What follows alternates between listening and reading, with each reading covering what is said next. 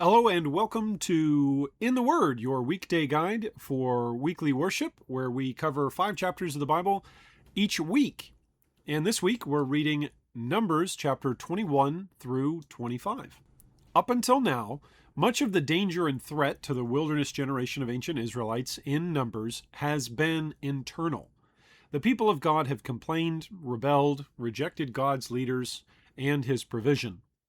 We see some of that again briefly in Numbers 21 this week.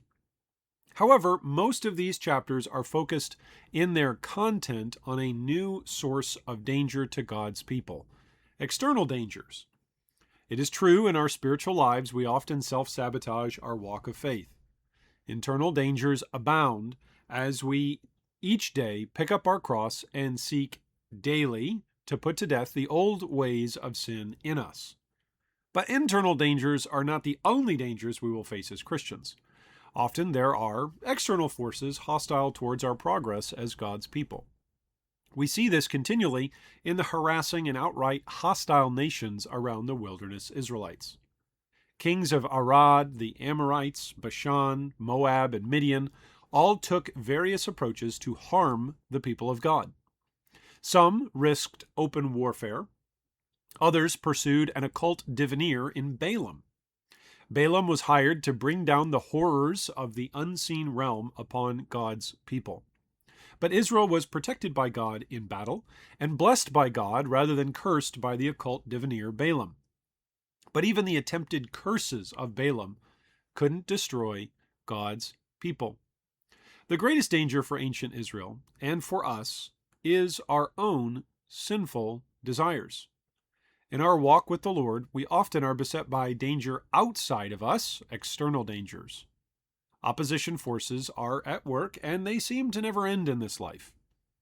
We often are facing hostile forces that would seek to destroy our witness to others and depress our own joy in the Lord. But even more dangerous than a raging army under the command of Sihon or Og are the internal loyalties we have to indwelling sin. 1 Corinthians chapter 10 warns us about the example left by the wilderness generation. Quoting from 1 Corinthians 10 verses 5 and 6, Paul writes, "Nevertheless, God was not pleased with most of them. Their bodies were scattered in the wilderness." Now these things occurred as examples to keep us from setting our hearts on evil things as they did.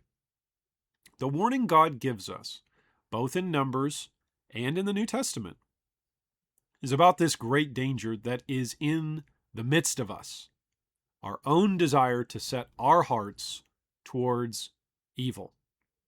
What do you see as the greatest dangers in your walk with the Lord? Is it external or internal dangers that beset you presently? Be wise, be encouraged, and learn from the example God gives in these chapters of Numbers.